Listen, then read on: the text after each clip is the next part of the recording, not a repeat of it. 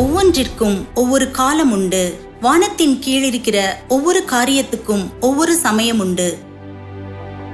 ஒவ்வொரு காரியத்திற்கும் ஓர் நோக்கம் இருக்கின்றது. ஜனங்கள் பூமியில் வாழ்கையில் தங்களுக்கென்று சொந்த நோக்கத்தை கொண்டிருக்கிறார்கள். நம் விசுவாச வாழ்க்கையில் நமக்கும் கூட ஒரு நோக்கம் இருந்தாக வேண்டும். அப்படியானால் நமது விசுவாசத்தின் நோக்கம் என்ன? உங்கள் விசுவாசத்தின் பலனாகிய ஆத்தும ரட்சிப்பை அடைகிறீர்கள். நமது விசுவாசத்தின் நோக்கம் நம்முடைய ஆத்தும ரட்சிப்பு, அதாவது நித்திய ஜீவனாகும்.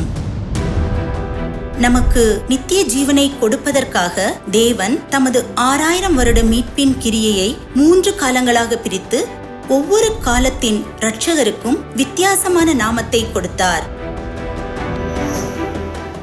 ஆகையால் நீங்கள் புறப்பட்டு போய் சகல ஜாதிகளையும் சீஷராக்கி பிதா, குமாரன், பரிசுத்த ஆவியின் நாமத்திலே அவர்களுக்கு ஞானஸ்நானம் கொடுத்து, தேவன் நம்மிடம் பிதா, குமாரன், பரிசுத்த ஆவியின் நாமத்திலே ஜனங்களுக்கு ஞானஸ்நானம் கொடுக்கும்படி சொன்னார்.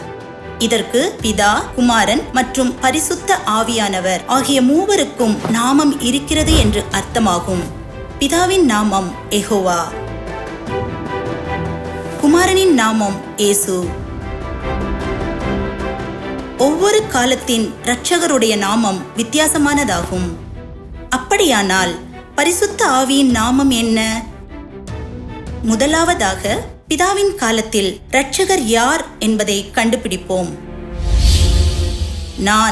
நானே கர்த்தர், என்னை அல்லாமல் இரட்சகர் இல்லை. பிதாவின் காலத்தில் இரட்சகரின் நாமம் யெகோவா ஆகும். யெகோவாவை தவிர வேறு நாமத்தை கொண்டு ஜனங்களால் ரட்சிக்கப்பட முடியாது. அப்படியானால் காலமானது குமாரனின் காலமாக மாறிய பின் இரட்சகர் யார்? அவரே மூளைக்கு தலைக்கல்லானவர். அவராலே அன்றி வேறொருவராலும் ரட்சிப்பு இல்லை. நாம் ரட்சிக்கப்படும்படிக்கு வானத்தின் கீழெங்கும் மனுஷர்களுக்குள்ளே அவருடைய நாமமே அல்லாமல் வேறொரு நாமம் கட்டளையிடப்படவும் இல்லை என்றான். பிதாவின் காலம் குமாரனின் காலமாக மாறிய பின் இரட்சகரின் நாமமும் யெகோவாவில் இருந்து இயேசுவாக மாறியது. குமாரனின் காலத்தில் இருக்கும் இரட்சகரான இயேசுவை விசுவாசித்தவர்களால் மட்டுமே ரட்சிக்கப்பட முடியும். அப்படியானால் குமாரனின் காலத்தில் பிதாவின் காலத்தில் இரட்சகரான யெகோவாவை விசுவாசித்தவர்களுக்கு என்ன நடந்தது? குமாரனின் காலத்தில் பிதாவாகிய யெகோவாவை விசுவாசித்தவர்கள் அந்த காலத்தின் இரட்சகரான இயேசுவை ஏற்றுக்கொள்ளாததால் இறுதியில் அவர்களால் ரட்சிக்கப்பட முடியவில்லை. தேவன் ஒவ்வொரு காலத்தின் இரட்சகருக்கும் வித்தியாசமான நாமத்தை கொடுத்துள்ளார். ஒவ்வொன்றிற்கும் ஒவ்வொரு காலம் உண்டு.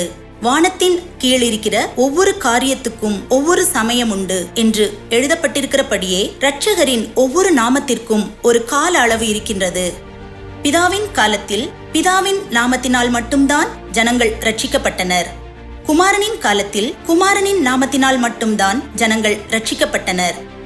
இப்போது பரிசுத்த ஆவியின் காலமாக இருக்கின்றது. குமாரனின் காலம் பரிசுத்த ஆவியின் காலமாக மாறியபடியால் நிச்சயமாக இரட்சகரின் நாமமும் மாற வேண்டும்.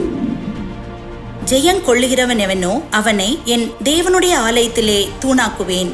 என் தேவனுடைய நாமத்தையும் என் தேவனால் பரலோகத்திலிருந்து இறங்கி வருகிற புதிய எருசலேம் ஆகிய என் தேவனுடைய நகரத்தின் நாமத்தையும் என் புதிய நாமத்தையும் அவன் மேல் எழுதுவேன். இங்கே என் என்பது இயேசுவை குறிக்கிறது.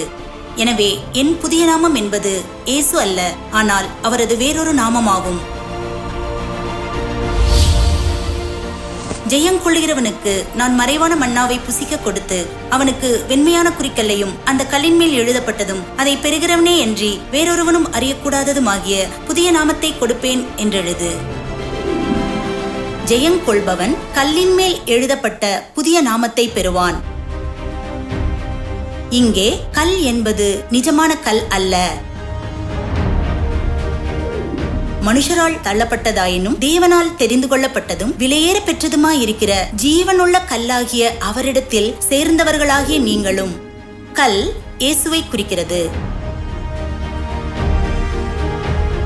அதை பெறுகிறவனால் மட்டுமே இயேசுவின் புதிய நாமத்தை அறிய முடியும். முழு உலகமும் இயேசுவின் நாமத்தை ஏற்கனவே அறிந்திருந்தாலும் அவருடைய புதிய நாமத்தை இன்னும் அறியாமல் இருக்கிறார்கள். அதை பெறுகிறவனால் மட்டுமே அறிய முடியும் என்று வேதாகமம் சொல்கிறது. இந்த புதிய நாமம்தான் பரிசுத்த ஆவியின் காலத்தின் இரட்சகரின் நாமமாகும். நாம் ரட்சிக்கப்பட புதிய நாமத்தை அழைக்க வேண்டும்.